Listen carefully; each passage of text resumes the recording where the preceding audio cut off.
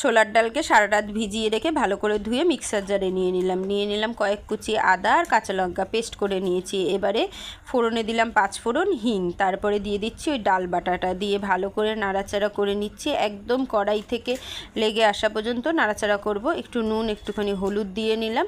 তো দেখতেই পাচ্ছেন ডালটা কিন্তু শুকিয়ে এক জায়গায় হয়ে আসছে, কড়াই থেকে উঠে আসছে, লেগে নেই আর। তো এটা পুরো একদম উঠে আসবে ততক্ষণ ভালো করে ভেজে নিতে হবে।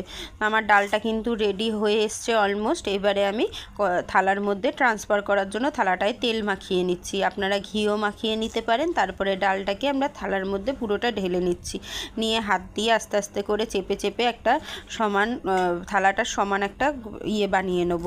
তো এখানে আমি আদা, কাঁচা লঙ্কা, টমেটো আর জিরা পেস্ট করে নিচ্ছি মশলার জন্য। আর এই যে এটা দেখুন একদম সমান করে নিয়েছি। তারপরে ঠান্ডা হয়ে যাওয়ার পরে চাকু দিয়ে আমি আস্তে আস্তে এটাকে কেটে নিচ্ছি। শেপটা আপনারা আপনাদের মতন করে দেবেন। আমি একটু ডায়মন্ড শেপে কেটেছি, যে কোনো শেপেই কাটা যেতে পারে। তারপরে তেল গরম করে একটা একটা করে ওই ডালনা মানে ধোকার বড়াগুলোকে, ডালের বড়াগুলোকে দিয়ে দিচ্ছি। তো তারপরে উল্টে পাল্টে লাল লাল করে একটুখানি ভেজে নিচ্ছি, ভেজে তুলে নেবো এবারে। তারপরে ওর মধ্যেই আলু দিয়ে আলুটাকেও একটু লাল লাল করে ভেজে উঠিয়ে নেবো।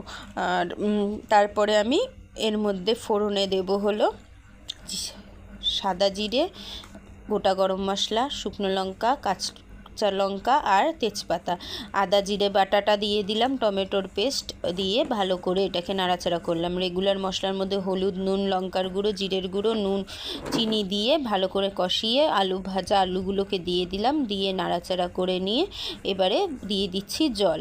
মশলাটা কিন্তু খুব ভালো করে কষিয়েছি, তারপরেই জলটা অ্যাড করেছি। এবারে জলটা ফুটে গেলে পরে ঢাকনা দিয়ে রেখেছিলাম যাতে আলুগুলোকেও সিদ্ধ হয়ে যায়। এই জল ফুটতে ফুটতে আলু সিদ্ধ হয়ে গেছে দেখে নিলাম। এবারে একটু হিং ছড়িয়ে দিলাম, তারপরে ডালের যে বড়াগুলো করে রেখেছিলাম সেগুলোকে দিয়ে দিলাম, দিয়ে ভালো করে একটু নাড়াচাড়া করে নিলে পরেই কিন্তু আমার ধোকার ডালনা একদম রেডি হয়ে গেল। রেসিপিটি কেমন